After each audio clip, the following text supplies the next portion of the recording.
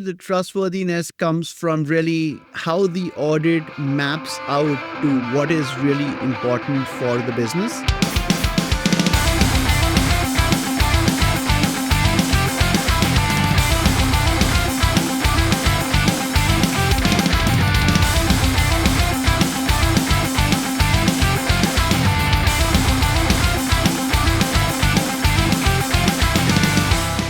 What is going on, certified homies? Welcome to another episode of From A to B. You have Shiva, and I'm joined by Rishi, my mortal enemy, Rawat. That's your nickname, mortal enemy? I like it. Yeah. It's so funny because the first time we met, I felt like I had an instant chemistry with you to just tell you you're my mortal enemy, and you accepted it, and you're like, yes, I am your mortal enemy. We just became friends through means of mortal eneminess. Yeah, the friends through mutual dislike for... Yes. If anyone saw our posts back and forth, they'd be like, oh God, these guys hate each other. Yeah. No, we are very much good friends.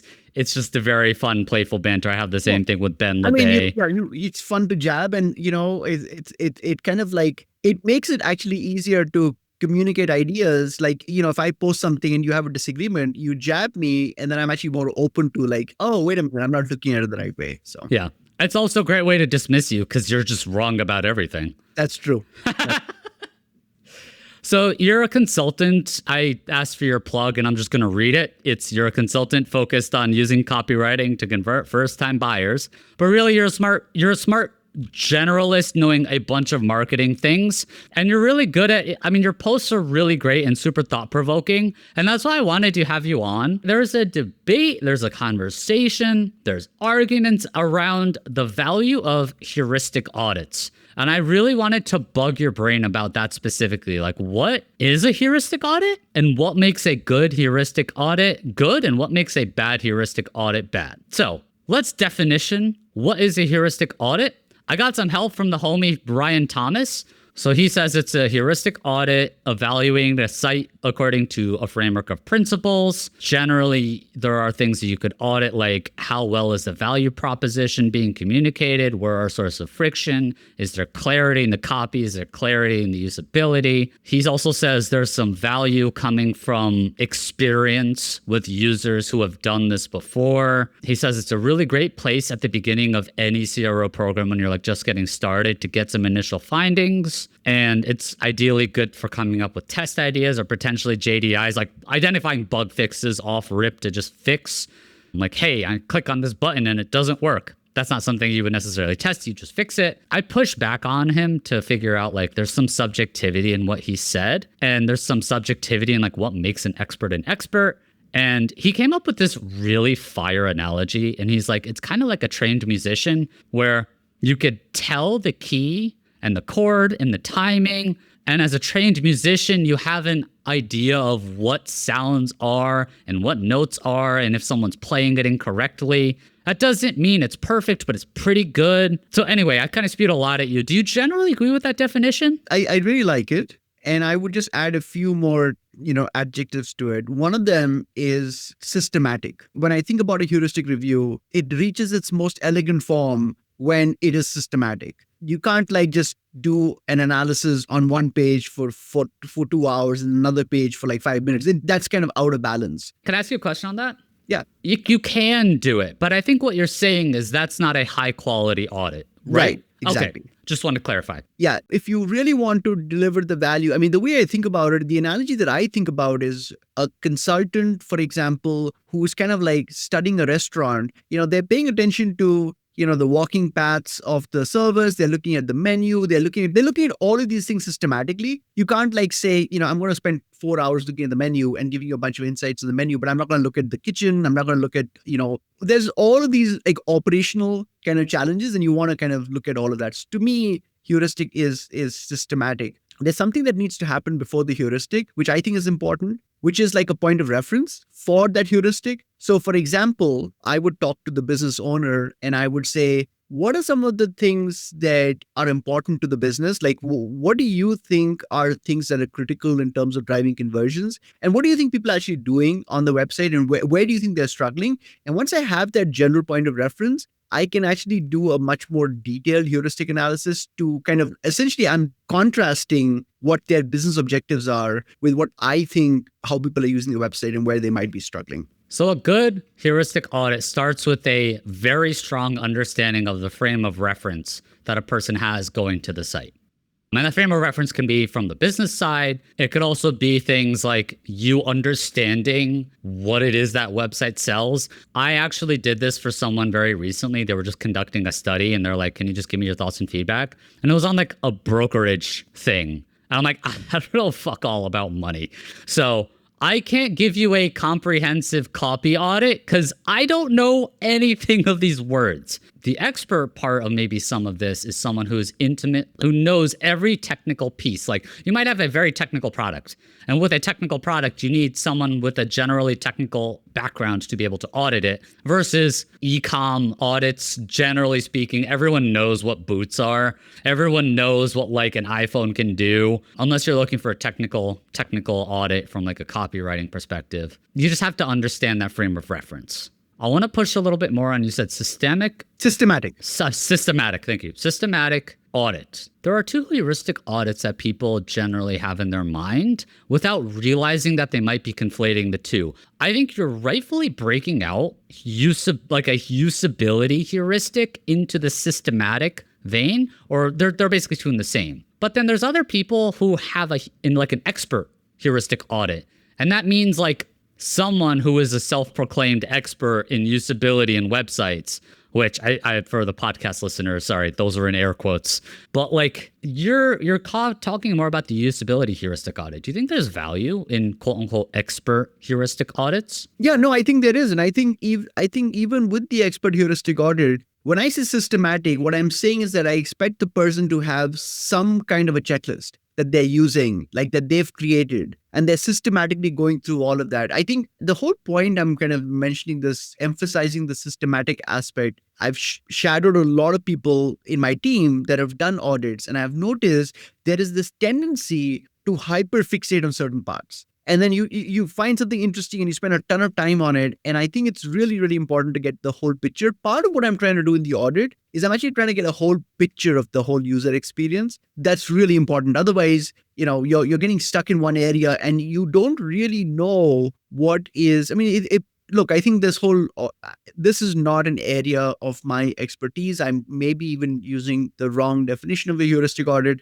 but I'm just thinking on a very practical basis when I've done these audits for clients, which ones have been valuable, which ones have not been valuable. And I find that ones where I've used a systematic process, whether it's a checklist or just like systematically going through all pages, I find like I come up with much better insights. And so that's why I think it's really important to be systematic. So to Ryan's point, he's like, it's really valuable to do this as like almost activity 1, if not activity 0 for like an interview or like a pre-sales call. You're saying it's a heuristic audit. I'd say the goal of that piece, I think it's still a heuristic audit, by the way. I agree. It's to just get a landscape of what is available and what the website has in terms of content. While there might be internal links that you have available, this is what a user would potentially have in terms of user flows without any access to data, and there can be incredible value in that. So I think that's interesting. Why systematic though? I know you kind of said it, but say more, because what makes you doing it systematically more valuable than my mom just going to the site and clicking around a lot? This kind of stems from the nature of the audits that I've done. And so if that's not the context, then it might not make sense. But what I would typically do is when I would work with a new client, one of the easiest points of entry, because the problem is that when you're kind of talking to a client about improving conversion rates, and I've been doing this for a long time, so maybe it's not so relevant today, but it certainly was relevant a decade ago. It was still kind of like a very fuzzy kind of idea. However, if I went to someone and I said, hey, I noticed 3 things that, like, for example, you have a usability issue. If I notice these 3 usability blockers, I'm not even able to move forward from the stage. Let's frame this. Can you give an example? Yeah, sure. So for example, there is an email sign up pop up and it doesn't fit properly on my screen, and so I can't click the close button. They may not have been aware of that because of my specific screen size. Or it could be like, I remember you often would find issues with creating an account where it's like you're asking information that I don't have. And I won't know where to get that. My point is that I would identify 2 or 3 things like this and then show them, here are some issues. And I would just immediately qualify that by saying, I just randomly walked around and found these. And the benefit here is that the clients, even though they were unsure about what the value of ongoing conversion optimization is, they do know the immediate value of like not having these screw ups because it wasn't designed. Because there's no way that their team could say that this is exactly how we designed the pop-up to function, which is where you can't click the close button. I would set it up to them by saying that I've only found these 2 or 3 things in a very quick review. What I'd like to do is I'd like to do a comprehensive evaluation and put together a bunch of ideas. And that's why for me, being systematic was important, because what would happen is that document would then be sent over to their developer and they would fix all of them in like all 30 observations or whatever we found in one shot. So it's a lot more valuable to them. It's actually more cost effective to have a developer like spend a day and just fix all of those things. So that's why I was like, I really doubled down on that whole systematic aspect. But this may not be the nature of audits, how people do that. And to be clear, I think it's worth breaking out. Like you said, usability, but I think sometimes it's a bug when you design something and it doesn't work the way you want it to. So for example, you designed your email capture modal to fit on mobile and it doesn't fit on mobile. That's a bug. Right. But then the feature is it's designed the way it is. I'm sorry, the usability things you're talking about are it was built and it works the way you want it to, but it still might have some challenges that you designed it without an X in the top, but that's a usability challenge. Like, shit, there's no way to close this. We have to figure out a way to close this because this takes up half the screen and we forgot to add the X. Like it was built that way and it's not a bug. We still have to fix it. It's funny because I think a lot of times there are a lot of like QA tools that people use to like check for does stuff work the way you want it to, and they're super advanced, but sometimes it's different. Like I'll inspect Element and I'll look at the phone in like a mobile window in a responsive design, but sometimes my phone just does stupid shit. And like it's not the fault of Chrome Inspect, but live actual testing is where you might be able to uncover some stuff as a bonus of the heuristic audit. Yeah. We're working towards the goals of the audit. And I think thing one is get a picture of the landscape. What are the pages that are available that people can generally access? Thing two is identify bugs and then identify usability challenges. You're using your system to help you identify that. Yeah, and there are certain things that software would not be able to find that a human would notice. For example, if in the image carousel on the product page, let's say on the 4th image, there's a video, and I've seen this happen a lot of times. You play the video, and then you kind of move to the next image, the audio is still playing in the background. And, things like that, I don't think software would have picked up on. And I think sometimes even one of the things to keep in mind is that, this is the reason why audits are important. I always start off by asking CEOs or people that I'm working with, when's the last time you looked at your product page? And they literally have not looked at it from the point when it was completed, right? And they've done so much patchwork. I mean, it happens to me all the time. Like even the last 2 weeks, I've had clients make theme updates that have broken our experiments. No client is making a theme update and then going through the whole website to see if it's broken anything. They're looking at maybe the most obvious areas that they care about, like can you check out and all, but they don't realize that it's actually unintendedly breaking a lot of other things that you might never notice. And so if you're looking at your website, once every 3 months, you're missing a whole bunch of issues. And I think that's what an outsider would be able to pick up on. One final thing I'll say, because I might forget this, is that when I do an audit, heuristic audit, I'm actually also pointing out phraseology or copy that is unclear. So I'm going to say things like, hey, we're talking about this detail, but there's no reference to it. I don't have any prior context to that. Is this a problem? Or, that we have a link that is taking me to a page where there's a ton of content. It's not answering my question. Why not just show it as a modal right there instead of taking me away? And so, things like that, even the comprehension, because I'm really looking at it from, are we telling a cohesive story as well? Not just, is the website working? Let's start a little bit on like what makes a good heuristic audit good and a bad heuristic audit bad. And for me, the biggest challenge is believing that the observation of the person doing the audit equals fact. And to be clear, You have an opinion, Rishi, and you're wrong a lot of the time. In fact, and you're wrong most of the time. That's my core competence, is being wrong. Yeah. Your audits are good because you're saying, as an opinion, hey, I think this copy is a little unclear for me. Maybe we should try and fix it, or maybe we should test it. And you're saying, I think it's unclear, but then there's a next step of not immediately change it. It's let's explore, because you're one of one opinion. And I think that's where I've been working on this like framework of usefulness. And the usefulness of a heuristic audit is really, really good at identifying things to look at more to see if it's a problem, if it's worth fixing, and then getting ideas on how to fix it. But what I've seen as a bad heuristic audit is Shmarat going to a website and looking at the hero and being like, this hero is too long. It should say this. And then just being done with it. And it's like, you go to the product page and you're like, this buy box is too big. It needs to be smaller. And it's like, what? Your data is just like vibes, right? Yeah, right.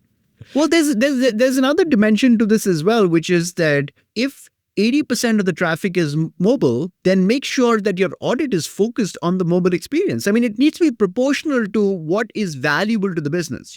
I'd seen a lot of like people do audits and all their screenshots for desktop. And it's like, dude, 80% of my traffic is mobile. It's dead on arrival because it tells me that you're not even seeing it from the eyes of the audience that I'm basically selling to, Is it valuable to do a heuristic audit with data in your head, knowing what happens on the site and then auditing? Or should you not? And I'm going to answer that and say, I think there's different kinds of audits that you get from having access to the data versus not, because the data will bias you into looking at specific things. True. But there is also value in just like, this is a great CRO tip. It's not a pure CRO tip. It's a process thing. Like, hey, take your site and then just go show it to someone who's literally never been on it before. Not an internal employee, just a random person. Because you'll get something valuable out of like, make them complete tasks and then see what they do, see how they use the site. Because you'll uncover some interesting things to then say, let's investigate this further. Because in my head, based on the data that I have, I would have expected you to do this, or I was hoping you would do this, because this is a better path, in my opinion, based on some data. But with no access to data, people are just going to react the way that most of the people coming to your site are going to react to. And you want to try and simulate that. Strategically, if you're ever doing a heuristic audit for a client, please don't do it if they don't give you access to their data, because they're really, I just think I think you should always get access to their data because it actually gives more credibility to the audit. Otherwise, it's like, hey, here's a bunch of random ideas that I'm putting together. Nobody values that stuff. If you have access to data, there's a degree of seriousness. And also, if someone says, I cannot give you my data and I want you to do a heuristic audit of my website, how seriously do they take your work in the first place? True. So you talked about credibility. I want to go into there. Post-production Shiva here. We're about to go into some good stuff with how to make a heuristic audit credible and trustworthy. But before we do, I'm going to politely request something from y'all freeloaders. Pick one thing, just one. It's not too much to ask, right? This shit's free. You paid $0 to listen to this. So give your thumbs some exercise and do one of these things. First, rate the podcast 5 stars. I would super appreciate that. 2, subscribe to our YouTube channel. 3, subscribe to our newsletter where companion clips will be available from a2b.beehive.com. So it's from a2b.beehiiv.com. Or go sign up for a free ticket to Women in Experimentation. That's tinyurl.com/from a2b-WIE. WIE for Women in Experimentation. Or you could just Google Women in Experimentation. I get no commission or affiliate links or anything like that. Just tried to make it easier for y'all to go find the URL rather than Googling shit. If you love the From A to B merch but are somehow morally against giving me money, which I understand. Sometimes I suck. I get it. You have a chance to actually win some free merch at the conference if you sign up. Plus, the conference is amazing. It has some really diverse and amazing talent. You get to learn some really good shit, and it's free. I've literally given you 5 free things you could do to support the podcast. Don't do it if you don't like me. That's fine, I understand. But you are hate watching to this point, and you don't want to subscribe or do anything? That seems odd. Go do something. Come on. Now let's get back to the show. What makes a heuristic audit credible? So for example, the scenario would be, I'm going to kind of heuristic audits, so to speak. I'm going to put myself in the shoes of someone who might be seeking out a heuristic audit. If I have 10 people and I'm like, I'm interested in you doing a heuristic audit, you talk about credibility. What makes a heuristic audit trustworthy? If you looked at 10 heuristic audits, what would be some signals you'd be like, I trust this, or like, nope, red flag, it's not trustworthy? Well, I mean, I think for me, the trustworthiness comes from really how the audit maps out to what is really important for the business. And I think, and there's some intuition involved there. For example, I'll give you a simple example. Imagine if I'm working for a brand that's a supplement brand, and they've told me in the conversations that subscriptions is how they make 80% of their profits. It's really important for the audit to actually like focus in on what's the subscription experience and stuff like that. That signals to the client, or not to the client, whoever the person receiving it, is that you understand me, my business. Versus, if your audit was focused on an aspect of their website that was completely relevant to them. So I think that's one credibility thing. I'll add to that. That's a basic CRO experimentation tenet, that your experiments should also link up with a business. We're sensing a theme here that when you do work in experimentation, whether it's a heuristic audit, research, A/B tests, link all that shit to the business. That makes it trustworthy. And then what makes certain things untrustworthy is these site teardowns where someone just goes to a random site. They have no idea what the business is interested in. And they're like, subscriptions are valuable. Promote that more. When like they don't know if the business actually sees it as profitable, or if maybe they're trying to phase that out.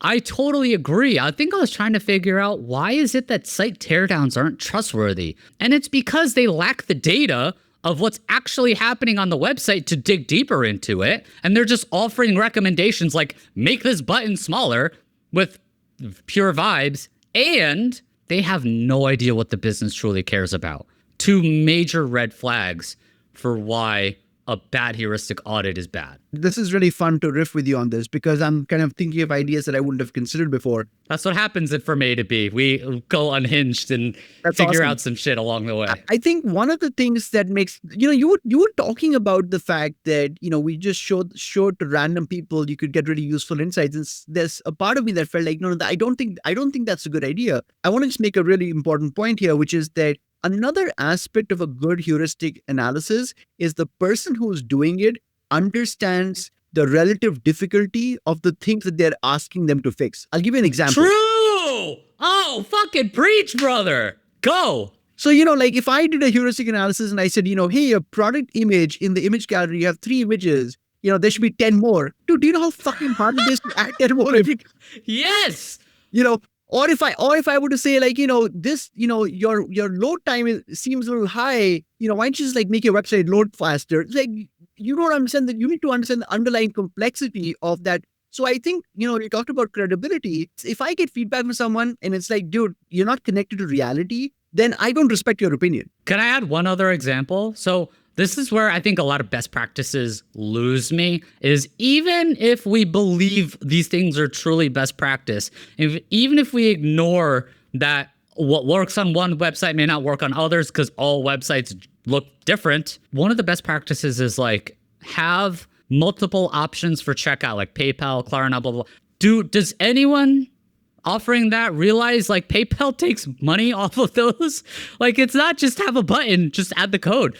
That's profit loss that you have no fucking idea about. And you're just like, make more reasons to check out. You have no idea what the business impact is of that. Did you do the ROI calculations? Do you have any access to the chief financial officer's data?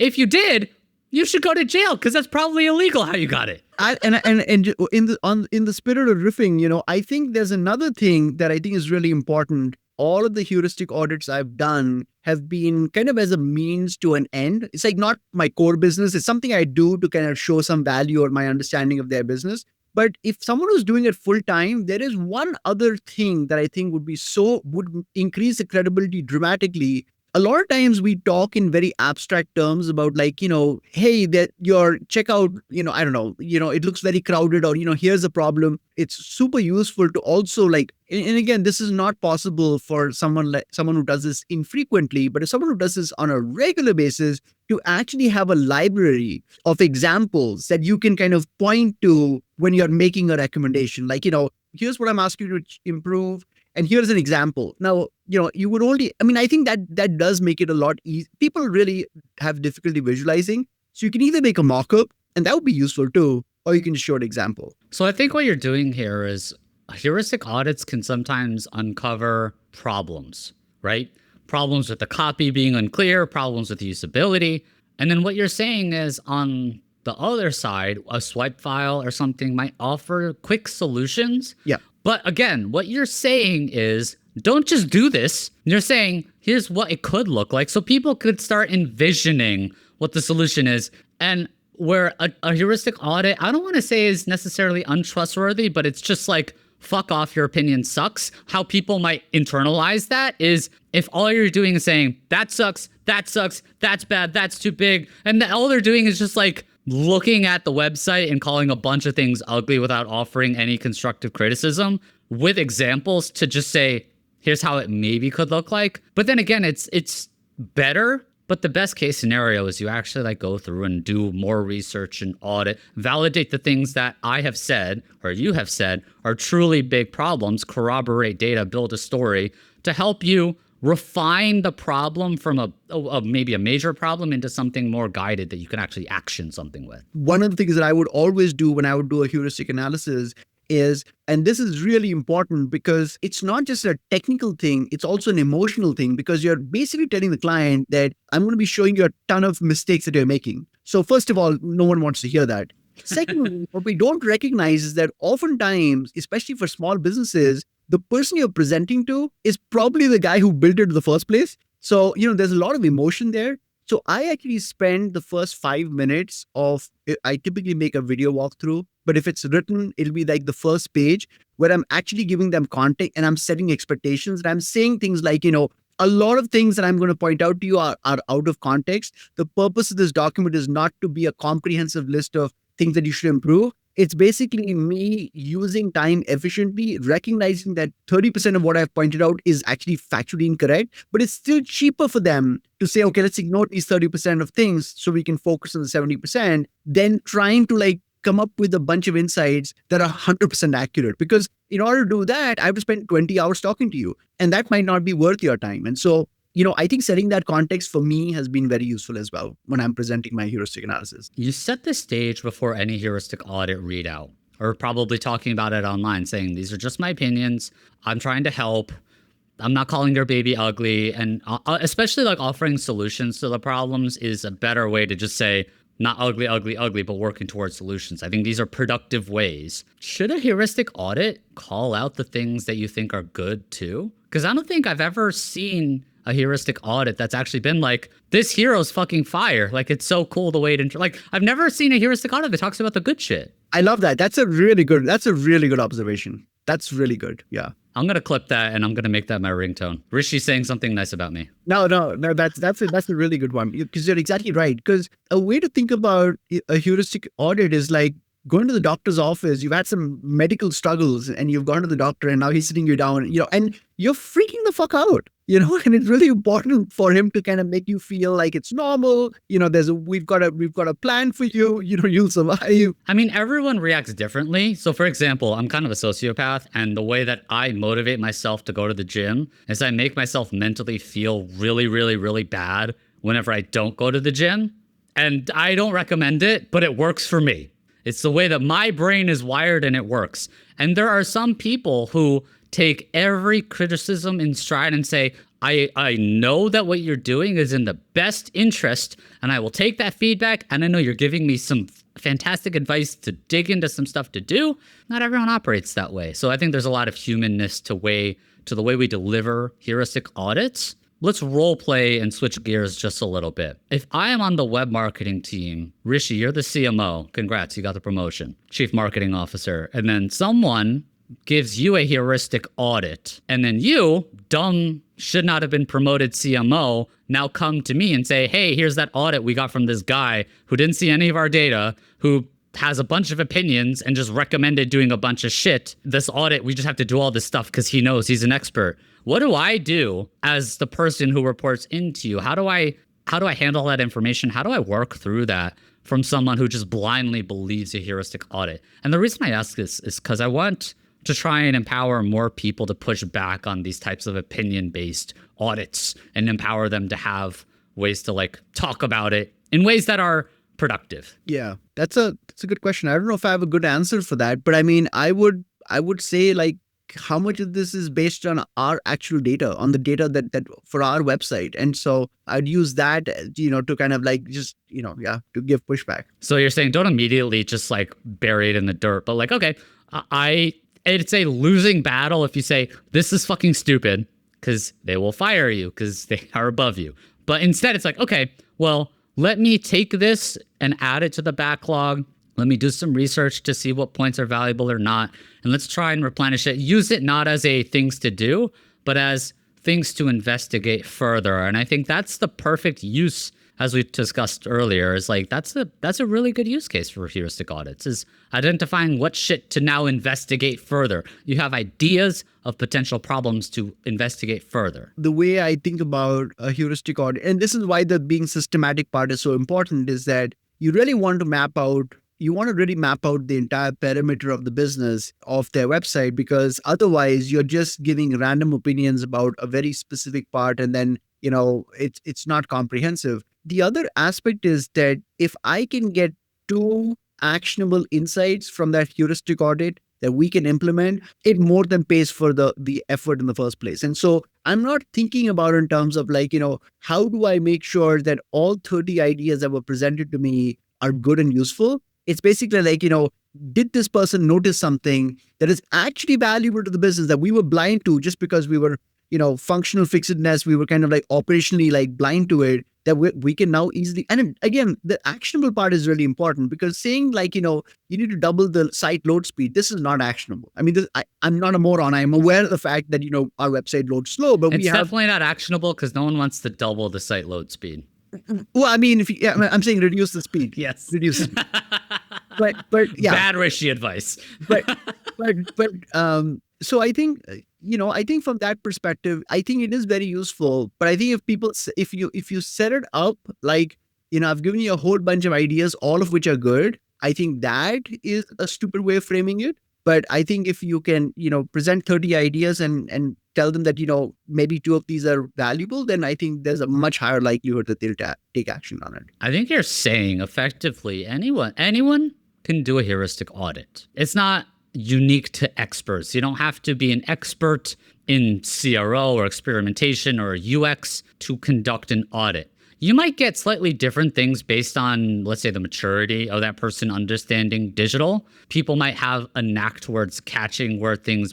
Actually, you know what? It's not even better or worse. When we say someone's maybe more mature in digital versus less mature in digital, you actually get 2 pretty valuable experiences, because on the maybe not mature, that's probably going to be a lot of people using your site. And there's going to be a different perspective that you get that's valuable, which is closer to those users, versus maybe the people that are more tech savvy might actually have a blind spot towards some of that. Whereas I might be able to use like Amazon pretty seamlessly. My mom might not. And my mom should be able to use it.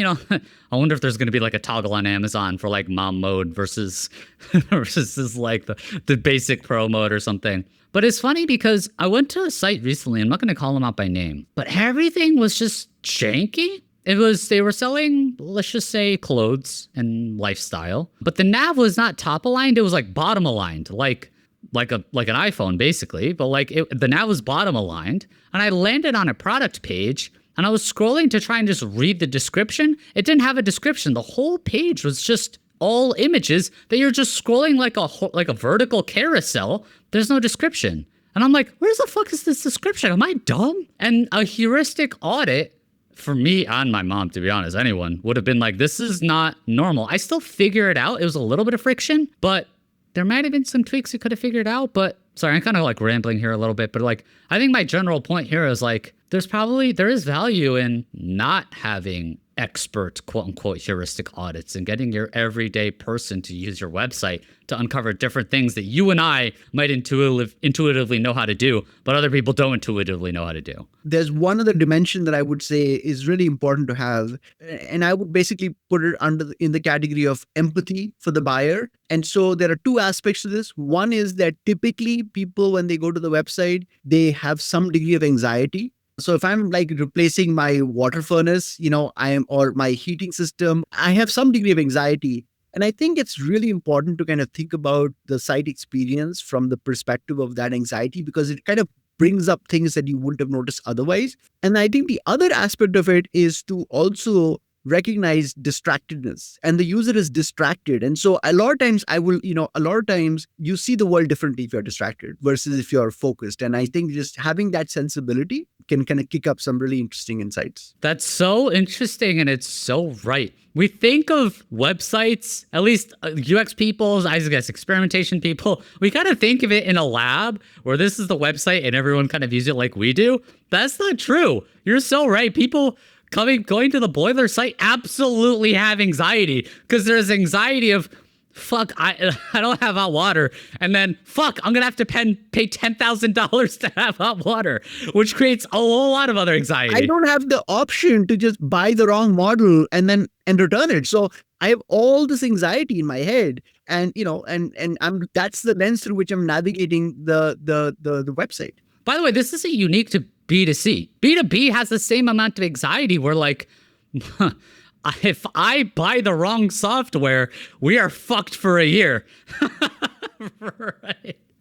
True. Yeah, hopefully there's an out clause or something. But like if it's buying a brand new analytics platform and it doesn't work the way you want it to, or an experimentation platform or whatever, like God forbid, it doesn't work the way you want it to, or there's some limitation that you thought would work and it doesn't. That's why these sales cycles are so long. So on the anxiety side, you're so right. The website teardown people don't simulate anxiety. They're the calmest people you ever fucking met, because they're just like, button too big, it too green, like whatever. Like they don't simulate anxiety. This is so interesting. So what you're saying is everyone should like do drugs to have anxiety while auditing the site. That's the Rishi advice. That I'm not saying any of those things. But the distractedness is a pretty interesting one too. I was looking at, what was I looking at? I was trying to use the HEB app, which is like a local grocery store in Austin, to just like add some stuff to my cart, or to my like shopping list for like shopping the next day. And I was watching The Office in the middle of it, and then like screen turned off, and then I forgot that I was like doing that, because also super ADHD brain of like can only focus on one thing at a time. I'm sorry, multiple things at a time, but never give 100% of attention to literally anything.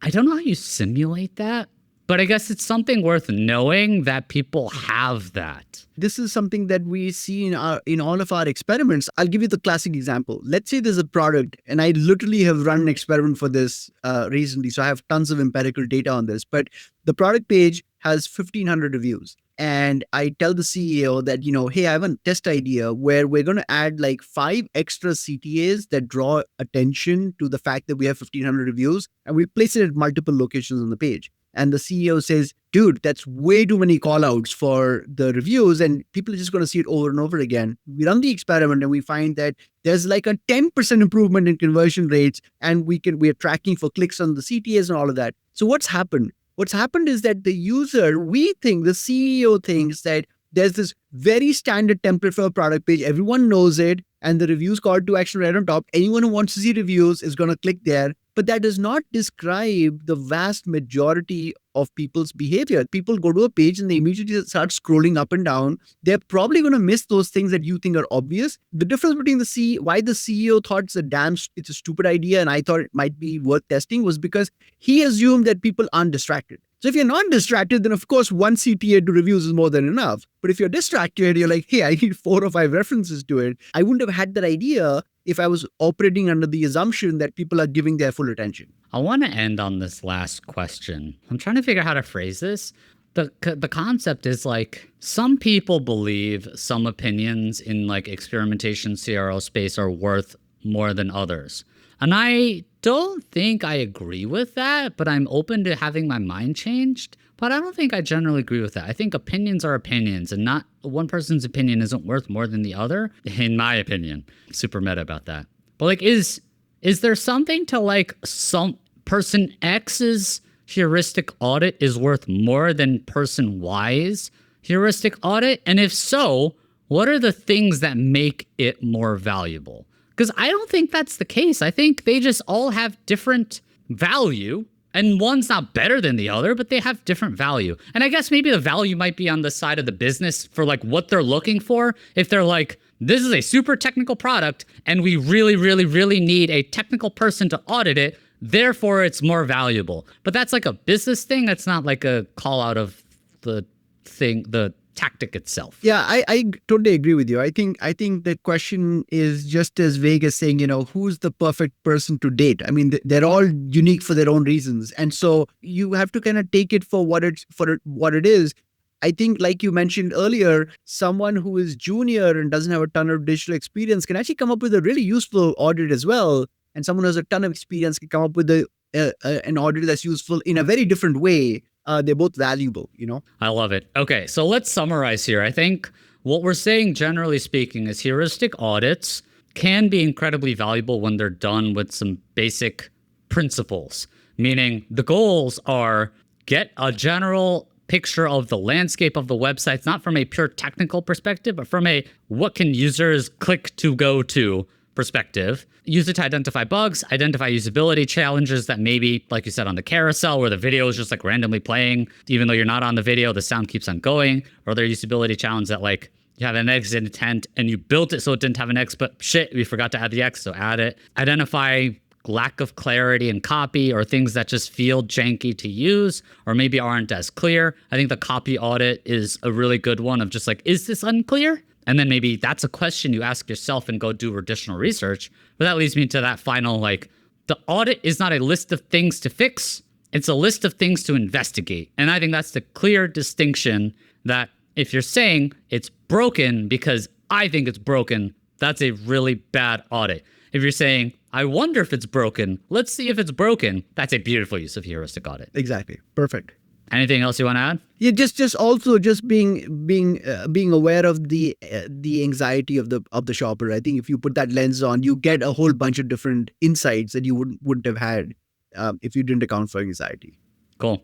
All right, Rishi, where can the folks find you? Anything you want to plug? I don't think I have anything to plug. I'm on LinkedIn all the time. That's where Shiva and I are punching each other on the face. LinkedIn is a good place to find me. And I'm thinking I'm always looking. One of the things that I do, which I think might be valuable to people, is I actually spend an unhealthy amount of time studying like obscure websites. And I like to share some of my insights on LinkedIn. So if you're interested in knowing what random ass weird websites are doing in terms of like conversions that are kind of clever ideas, then you might like some of my content. Amazing. Definitely go give Rishi the follow, my mortal enemy. Go give him a follow on LinkedIn though. He's great follow, really, really great content, really smart thoughts here today. Rishi, thank you so much for joining. Thank you, buddy. I really enjoyed it. I'm glad that we finally got to do this. Even though it took us 20 minutes to figure out the audio. We'll move on from here. Rishi, thank you. All right, buddy.